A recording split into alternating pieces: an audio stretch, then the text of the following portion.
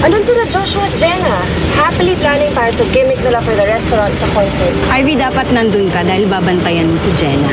Pag nakahanap ka ng pagkakataon, huwag mong hayaan makapagpasikat na naman yung Jenna yun. Maganda yung plano nila, pero sisiguraduhin kong mas maganda ang plano ko. 3 days po. Oops! Anong ginawa niyo sa kanya? Hoy, teka. Wala kaming kasalanan dyan, ha? Kung tutusin, kayo pa nga may atraso sa akin, eh. Hindi ba atraso yung ginawa niyo kung aagaw sa mga employees namin? Ano ba unang nang agaw sa ating dalawa? May kutob ako na sinadya ni Benjong mapalapit kay Jenna. Kaya siya nagtayo ng restaurant sa tapat natin. Anong gusto mong gawin ko, Harpuchi? Habang buhay ako, Joshua, sana makasal na kayo. Will you marry me? Joshua, hindi ko natatanggap to. Huwag ka mawala ng pag-asa.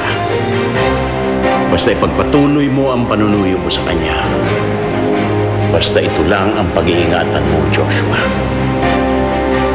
Huwag mong hahayaan makalapit ang barumbadong kumag na Benjong yan kay Jenny.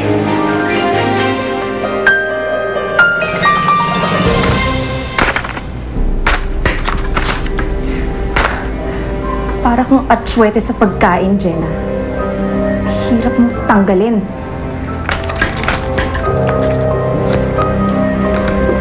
Ivy, ano yung ginagawa mo?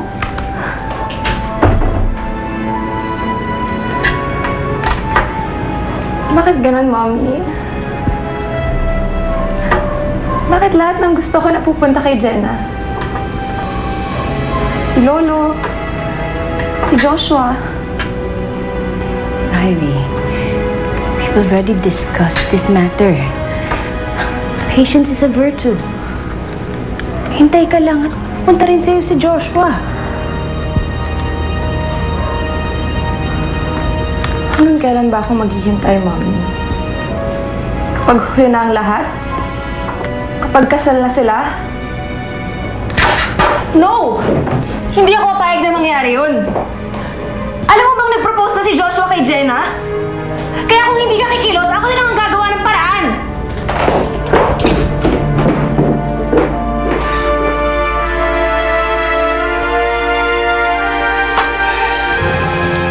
Tol, ipinamukha pa talaga nila sa lahat ang relasyon nila. Tol, kung nakita mo yung mukha ni Jenna, proud na proud siya sa boyfriend niya Koreano. Hindi dapat. Hindi ka na nagpunta doon, Pards. Hindi. Mabuti na rin nagpunta ako. Para alam ko na. Wala na akong halaga kay Jenna. Mahal na niya yung Koreanong yun. At si Jenna, mahal mo pa.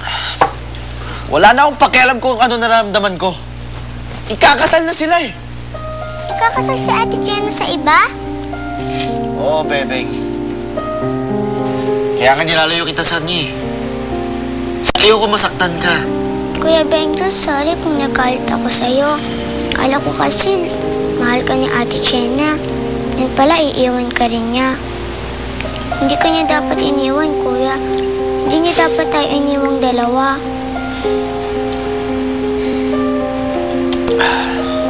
Oo, Bebeng. Alam ko kung gaano mo kamahal ang Ate Jenna. Kaya alam ko kung gaano masakit ba para sa'yo.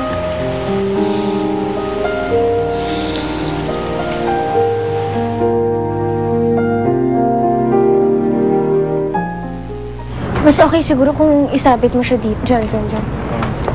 Ayusin mo, ah.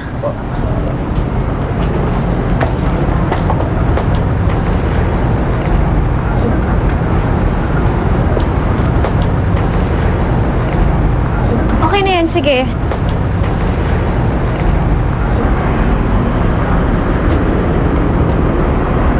Josh. Jenna. Sige, mauna ka na. Hindi, okay. Ladies first. Joshua, gusto ko sana humingi ng tawad sa nangyari kahapon. Hindi. Actually, I should be the one apologizing. Masyado kita minamadali. Salamat at naiintindihan mo ako. I'll tell you this, Jenna. I won't give up on you. And I can wait until you're ready.